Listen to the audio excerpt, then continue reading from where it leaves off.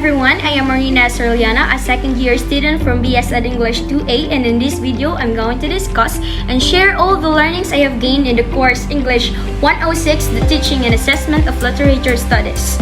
Let's start first with Module 1. We'll discuss about the literature. Literature, in its broadest sense, is any written work. Etymologically, the term derives from Latin letaritura or literatura, writing formed with letters. Although some definitions include spoken or sung text, more restrictively, it is writing that possesses literary merit. Literature can be classified according to its form, which is non-fiction and the fiction. So we have here the forms of literature. We have the oral literature, the written literature, and the visual literature. The types or genres of literature, we have the prose. So when we say prose, it is a writing in narrative form with sentences and paragraphs. It uses everyday language. We have also here the fiction. It is a form of any narrative or informative work that deals in part or in whole with information or events that are not factual but rather imaginary. When we say also, in contrast, when we say non-fiction, it deals exclusively with factual events, descriptions, or observations. Example of this one are biographies, the anecdote, and etc. So literature studies, also known as literary studies or literary criticisms, is an academic discipline that focuses on the study and analysis of literary texts. It encompasses a broad range of approaches and methods, including close reading, historical and cultural analysis, and theoretical and critical frameworks. The primary goal of literature studies is to understand and appreciate the literary works themselves, as well as the cultural and historical value that were produced in a certain country or place. Applications to teaching of literature in secondary language educational context. We'll discuss about it. Teaching literature in secondary language educational context has numerous implications for both teachers and students. The benefits for incorporating literature into language education include the development of language uses such as vocabulary, grammar, and syntax, as well as the cultivation of critical thinking and cultural awareness.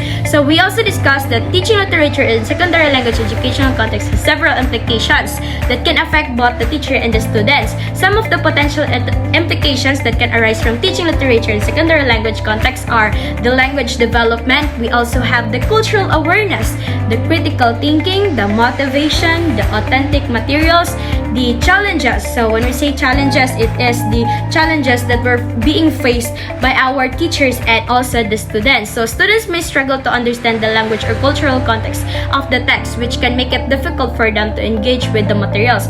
Teachers may also need to adapt for teaching strategies to meet the needs of students who are at different language proficiency levels. So we have here the challenges that teachers and students may face when teaching and learning literature in a secondary language educational context. We have the language barriers, the cultural context, the different levels of proficiency, the limited exposure to the language, lack of interest, and lastly, the assessment. So why is the teaching literature necessary to the language acquisition and learning? So the use of literary text in language classes can increase students' awareness of the language they are learning, assist them in developing skills and strategies they can use in a variety of contexts and situations, spark their interest and motivation, and make language learning more enjoyable. So we have also here the dimensions of literary competence. We have the dimensions of literary competence and can be broadly classified into three main categories. We have the linguistic competence, the cultural competence, and the